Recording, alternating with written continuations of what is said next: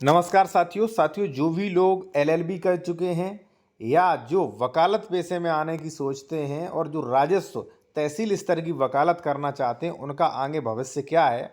और मैं आपको ये भी बताऊंगा कि आपको किस फील्ड में जाना चाहिए, क्रिमिनल में जाना चाहिए या मोटर व्हीकल एक्ट के संबंधित मामले देखने चाहिए या रेवेन्यू के देखने चाहिए या आपको सिविल के देखने चाहिए।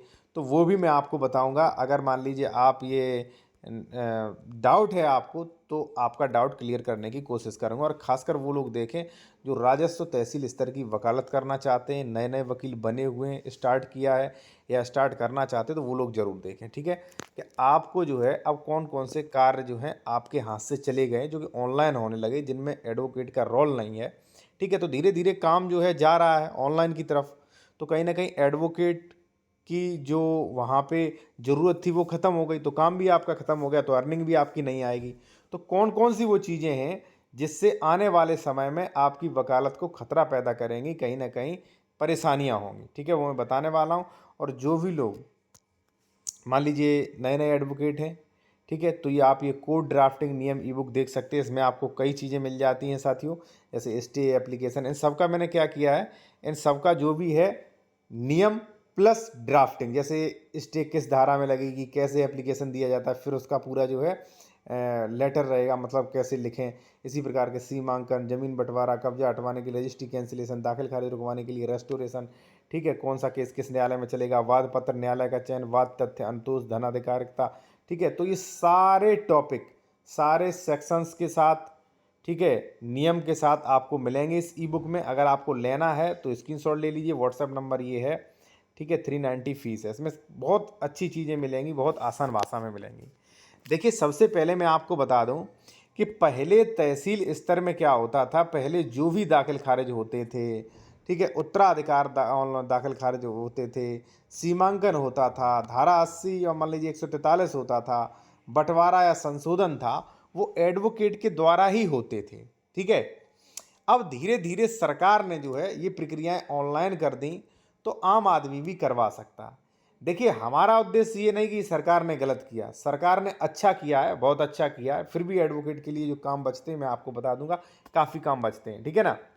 अब देखो, सरकार ने भले ही दाखिल खारिज ऑनलाइन कर दिया है प्रक्रिया, भले ही उत्तराधिकार ऑनलाइन कर दिया, भले ही सीमांकन, धारा 80, बंटवारा बंटवारा तो खैर नहीं किया है, लेकिन सेटलमेंट करके कर दिया है। 5,000 रुपये में कोई व्यक्ति रजिस्टर्ड मेमोरेंडम डीड तैयार कर सकता है। ठीक है, और संशोधन भी किया है। ऑनलाइन तो कर दिया, अच्छी बात है। अब होता क्या है कि एक भी व्यक्ति का, मैं गारंटी दे सकता हूं कि मैं सरकार से भी, जो भी ऑफिसर है, जो भी लोग देख रहे हैं, मैं उनसे कहूंगा कि एक तहसील में एक भी दाखिल खारिज ऑनलाइन नहीं हुआ होगा। ऑनलाइन का मतलब, जैसे मैं बाहर रहता हूं, मान लीजिए मैं आया, अपने गांव में जमीन खरीदी, मैं चला गया और वहीं से मैंने ऑनलाइन कर दिया, मेरा दाखिल खारिज हो जाए, ऐसा किसी भी तहसील में एक दो दाखिल खारिज भी नहीं हुए होंगे।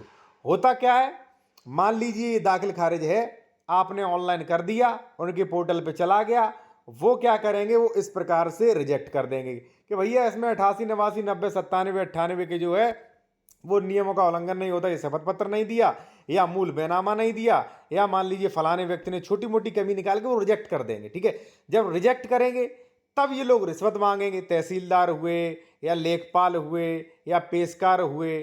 ठीक है, तो भाई मैं कहना चाहूंगा सबसे भ्रष्ट डिपार्टमेंट राजस्व डिपार्टमेंट है। ठीक है ना। अब होता क्या है भाई, अगर सरकार ने ये व्यवस्थाएं चलाई हैं, तो मैं व्यक्ति हूं, मैंने जमीन खरीदी मान लीजिए 2025 में।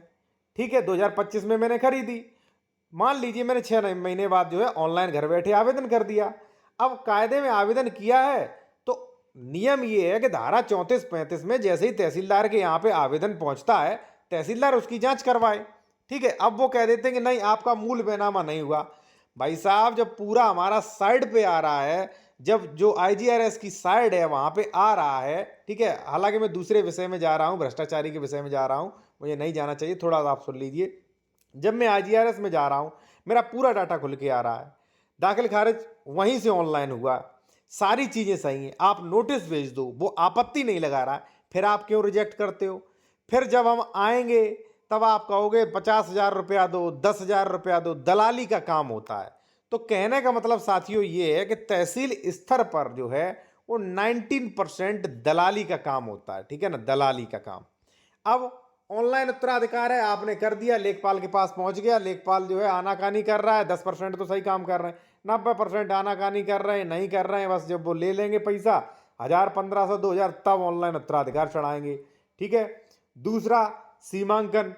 मैं सरकार से कहूँगा, आप अपने जो भी मान लीजिए डिस्ट्रिक्ट मजिस्ट्रेट हैं, जो भी उनके अधीन तहसीलें आती हैं, वो ये डाटा लिया करें कि आपने कितने ऑनलाइन जो दाखिल खारिज हुए, कितनों का निस्तारण किया है आपने। निस्तारण ये नहीं कि आपने रिजेक्ट कर दिया है, ये नहीं, ये तो वो रिजेक्ट कर देंगे। कितने दाखिल खारिज किए ऑनलाइन, कितने दाखिल खारिज किए, सीमांकन कितने दाखिल खारिज, कितनों का सीमांकन ऑनलाइन हुआ है वो आप देखें। 80 कितनी आपने किए, एक भी काम ऑनलाइन सरकार ने कर दिया, बस आवेदन हो जाता है, फिर बेचारे लोग चक्कर कोर्ट कचहरी की काटते हैं।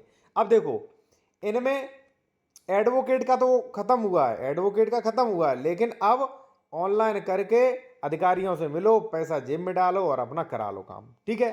अब एडवोकेट के कौन कौन से काम है, मैं कतई फेवर में नहीं हूं कि एडवोकेट के पास काम कम है या मान लीजिए उनका भविष्य खतरे में है, ठीक है, ऐसा कुछ नहीं है, ठीक है ना। अब जैसे दाखिल खारिज हुआ, दाखिल खारिज में अगर आपत्ति लगा दी, देखिए एडवोकेट का रोल तो खत्म हुआ है, लेकिन आम जनता को कोई फायदा नहीं हुआ है ऑनलाइन से, ठीक है ना। बेचारा दाखिल खारिज करके या तो ऑनलाइन कर दिया, तो या तो एडवोकेट के चक्कर काटेगा या लेखपाल के चक्कर काटेगा, ठीक है ना। अब कहना मैं ये कहना चाहता हूं कि अगर आप राजस्व के वकील हो, ठीक है, तो दाखिल खारिज ऑनलाइन हो जाएगा, वो पेशकार से मिलकर अपना दाखिल खारिज करा लेगा, तुम्हें कुछ कुछ पैसा नहीं मिलेगा, तुम्हें कुछ फीस नहीं, तुम्हारी कोई जरूरत नहीं, ठीक है। अगर दाखिल खारिज ऑनलाइन किया, उसमें कोई आपत्ति कर दे, तब वकालतनामा आपको लगा के उसकी वकालत करनी पड़ेगी, ठीक है, जो भी प्रोसीडिंग है वो करना पड़ेगा। उत्तराधिकार अगर विवादित फाइल है तो वकील उसे करना पड़ेगा, वकील की आवश्यकता है। सीमांकन अगर किसी ने ऑब्जेक्शन लगा दिया तो उसमें भी आपकी आवश्यकता। धारा 80 में भी मान लीजिए कोई कमी आई तो उसमें भी आपकी आवश्यकता है। बंटवारा तो एडवोकेट के बिना हो ही नहीं सकता, हालांकि सेटलमेंट भी एडवोकेट ही लिखेंगे, मेमोरेंडम सेटलमेंट। संशोधन ऑनलाइन जो है, लिपि की त्रुटि वो सही हो जाएगी, बाकी जो है 32/38 एडवोकेट ही करेंगे, ठीक है ना। तो कहने का मतलब साथियों हमारा ये है कि राजस्व की वकालत में भ्रष्टाचारी ज़्यादा है। अब ज़्यादातर चीज़ें ऑनलाइन होने लगी हैं, लोग ऑनलाइन करके, जैसे धारा 24 सीमांकन ऑनलाइन कर दिया तो वे लेखपाल के चक्कर काटेंगे, वकील की कोई आवश्यकता नहीं। कई चीज़ें ऑनलाइन हो गई हैं जिनसे आपका जो है अब निर्भरता एडवोकेट की ख़त्म हुई है, ठीक है ना। और है क्या कि उसमें जिसकी अच्छी सेटिंग तहसील में, उसी के 90% काम होते हैं। न्याय व्यवस्था, भाई मैं क्या बोलूँ न्याय व्यवस्था पे, अगर मान लीजिए एक अधिकारी तहसीलदार ने हमारा दाखिल खारिज रिजेक्ट कर दिया, ठीक है ना, मान लीजिए रिजेक्ट कर दिया, ठीक है, और मैंने अपील की, अपील वहां से केस जीत जाता हूं, तो जो तहसीलदार ने मेरे साथ अन्याय किया, जो गलत किया, उसका उस पर क्या फर्क पड़ा, कोई फर्क नहीं पड़ा। इसलिए गलत काम हो रहे हैं, होते चले आ रहे हैं। फिलहाल मेरा इसमें यह कहना है कि आप तहसील स्तर की वकालत करने से जहां तक है वहां तक आप बचें।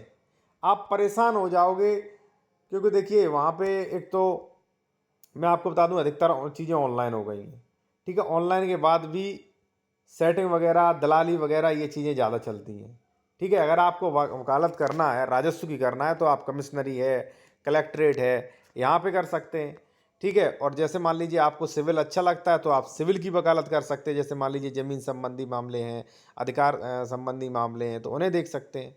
आप मोटर व्हीकल एक्ट की तरफ जा सकते हैं, आप क्रिमिनल की वकालत देख सकते हैं, ठीक है। लेकिन जहाँ तक हो, मेरा यही कहना होगा कि तहसील की वकालत से बचें साथियों, ठीक है। जो भी मान लीजिए नए नए एडवोकेट हैं, क्योंकि आने वाले समय में और भी चीज़ें जो हैं वो डिजिटल होगा, ठीक है, तो उनसे आपका काम कहीं ना कहीं कम होगा।